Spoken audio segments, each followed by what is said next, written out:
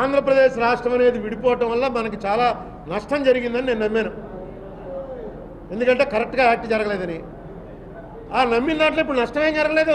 India మొత్తంలో మనమే టాప్లో ఉన్నామంటున్నారు. ఏవీ రావు, అసలు మామూలుగా ఇచ్చే డబ్బు కూడా ఎవరు.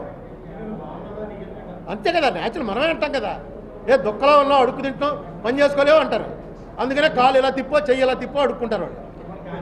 మనం మామూలుగా మేము దుక్కలో ఉన్నాం అన్యాయం జరిగిపోయింది మాకు, నేను కోడి రామకృష్ణని దారాసింగ్ని, నాకు చాలా అన్యాయం జరిగిపోయింది, ఫుడ్ లేదంటే ఎక్కడ కుదురుతుంది. నువ్వు మొత్తం దారాసింగ్లే తయారయ్యి ఆయనే చెప్తున్నాడు హైయెస్ట్ ఆఫ్ ఇండియాలో జీడిపి.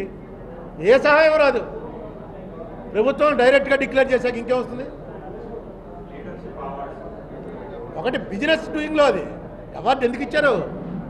బిజినెస్ బెస్ట్ బిజినెస్ ఎవరు, అది వ్యక్తిగత బిజినెస్సా స్టేట్కి బిజినెస్సా అది ఆయన చెప్పాలి. స్టేట్ ఇప్పుడు ఇంత గ్రోత్ వచ్చిందంటే ఏ ఫీల్డ్లో గ్రోత్ వచ్చిందో చెప్పాలి. ఎక్కడో నన్ను చెప్పాడు 100 టీఎంసీ నీరు వాడేది 69 టీఎంసీకి తగ్గించేసాం, గోదావరి డెల్టాలో నీరు తగ్గించి సప్లై చేసేట చేయటం వల్ల 42 నుంచి 48 బస్తాలు పండిందిట.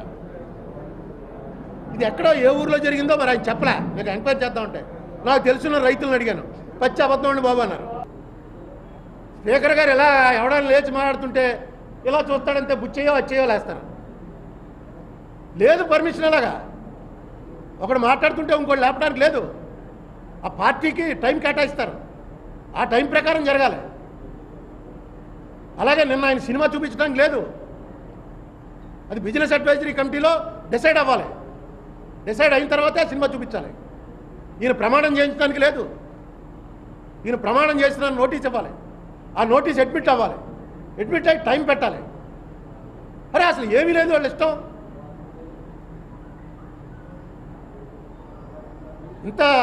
ఇంత దారుణం అయిపోతే అసెంబ్లీ. ఎందుకంటే నాకు చంద్రబాబు జగన్ అని కాదు, మనకున్నటువంటి వ్యవస్థల మీద ఎప్పుడైతే నమ్మకం పోతుందో ప్రజలకి ప్రజాస్వామ్యం మీద నమ్మకం పోయే ప్రమాదం ఉంది. అదే జరిగితే ఇండియా లాంటి కంట్రీలో చాలా భయంకరమైనటువంటి బీభత్సాలు జరుగుతాయి. మనం ఏదో ఒక రూలు, ఆ రూలును నమ్ముతాం కాబట్టి నడుస్తుంది. ఇప్పుడు రాజమండ్రి మొత్తం అంతా కలిపి 100 మందికి ఒక పోలీసు ఉండడం, తిరగబడి పోలీస్ స్టేషన్లు అన్నీ కొట్టేయచ్చు. ఎందుకు కొట్టడం? రూల్ ఇది, రూల్ అతిక్రమించకూడదు. రూల్ అబైడింగ్ సిటిజన్స్ ఈ దేశంలో 90% దాటి ఉన్నారు కాబట్టే దేశం నడుస్తుంది. రూల్ ఏమీ లేదురా అనేటువంటి భావన ప్రజల్లో వచ్చిందా చాలా ప్రమాదం. అవసరమైతే ఇలాగే నడుస్తుంది అసెంబ్లీ అనుకుంటే లైవ్ టెలికాస్ట్ ఆఫ్ చేయండి. వద్దు లైవ్ టెలికాస్ట్, ఎందుకు జనాలందరికీ చూపించి పాడు చేస్తారు? ఏం మాట్లాడుకుంటున్నారు అసెంబ్లీలో?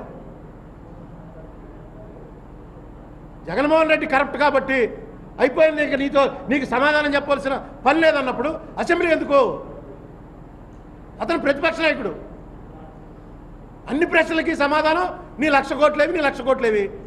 ఎందుకది అనవసరం? అసెంబ్లీ డిజాల్వ్ చేసేయండి.